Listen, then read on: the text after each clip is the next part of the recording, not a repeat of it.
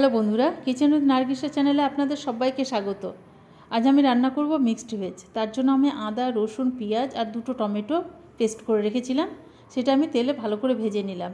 আর তাতে দিয়েছি আমি শুকনো লঙ্কা গুঁড়ো আর হলুদ গুঁড়ো। এটা থেকে একটু তেল ছাড়া ছাড়া হয়ে গেলে আমি দিয়ে দিলাম কাজু আর পোস্ত বাটা। এই কাজু আর পোস্ত বাটা দেওয়ার পর অনবরত নাড়তে থাকতে হবে, না হলে তলাতে লেগে যাবে।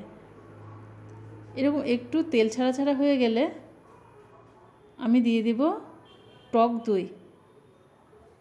টক দইটা দেওয়ার সময় অবশ্যই আপনারা গ্যাসের ফ্লেমকে একদম কমিয়ে রাখবেন, না হলে দইটা ফেটে যাওয়ার সম্ভাবনা থাকে। সবগুলো এরকম মিশিয়ে নিয়ে এরকম তেল ছাড়া ছাড়া হয়ে যাবে। তারপর আমি সব সবজিগুলো ভেজে রেখেছিলাম সেগুলো দিয়ে দিলাম। আমার বাড়িতে যা যা সবজি ছিল, গাজর, আলু, বিনস, ক্যাপসিকাম, মিষ্টি কুমড়ো, ঢেঁড়স, সব আমি একই রকমভাবে কেটে আমি সবগুলো আলাদা আলাদা ভেজে রেখেছিলাম, সেগুলো দিয়ে দিলাম। আর এগুলো যেরকম কেটেছি ঠিক সেরকম করে আমি পনিরটাকেও কেটে ভেজে রেখেছিলাম।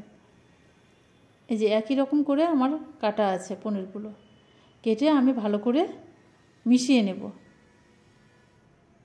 ভালো করে মিশিয়ে নিয়ে দিয়ে দেব গরম জল। আপনারা চেষ্টা করবেন যে কোনো প্রত্যেকটা রান্নাতে গরম জলটা ব্যবহার করতে। গরম জল ব্যবহার করলে যে কোনো রান্নার স্বাদ বেড়ে যায়। এবার দিয়ে দেব স্বাদটাকে ব্যালেন্স করার জন্য একটু চিনি দিয়ে একটু ঢেকে রাখবো।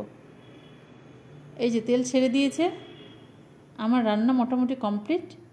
এখন আমি সামান্য গরম মশলা গুঁড়ো ছিটিয়ে দিয়ে আর নামিয়ে নেব। এই যে আমার মিক্সড ভেজ রেডি। এরকম একবার রান্না করে আপনারা অবশ্যই দেখবেন, সত্যি খুব ভালো লাগে খেতে।